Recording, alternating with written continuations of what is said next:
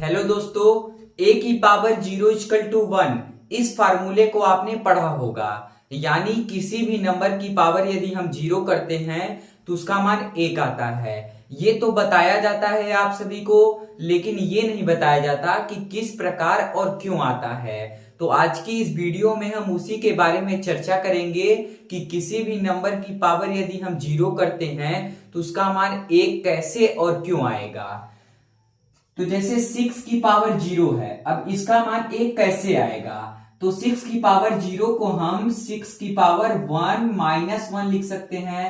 यदि हम इसे कुछ और अलग तरीके से लिखें तो हम इसे 6 की पावर 1 प्लस माइनस 1 लिख सकते हैं। अब ये जो तीनों स्टेप हैं ये सेम है, ये बराबर है, इनका मान एक ही होगा। अब एक्सपोनेंट में एक फार्मूला होता है a की पावर यम इंटू ए की पावर यन इक्वल टू ए की पावर यम प्लस यन। अब ये जो तीसरा स्टेप है 6 की पावर 1 प्लस माइनस 1, ये a की पावर यम प्लस यन की फॉर्म में है।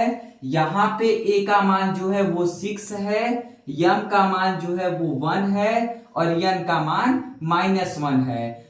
तो ये जो तीसरा स्टेप है 6 की पावर 1 प्लस माइनस 1, यदि ये a की पावर यम प्लस यन की फॉर्म में है तो हम इसे ब्रेक करके a की पावर यम इंटू ए की पावर यन की फॉर्म में लिख सकते हैं। तो हम इसे 6 की पावर 1 इंटू 6 की पावर माइनस 1 लिख सकते हैं। अब इसके बाद 6 की पावर 1 इंटू, अब ये देखिए यहाँ पे जो 6 की पावर है वो निगेटिव में है, तो हम इसे पॉजिटिव में ले आने के लिए इसे हम बटे में लिख देते हैं। तो 1 अपान 6 की पावर 1 हो जाएगा।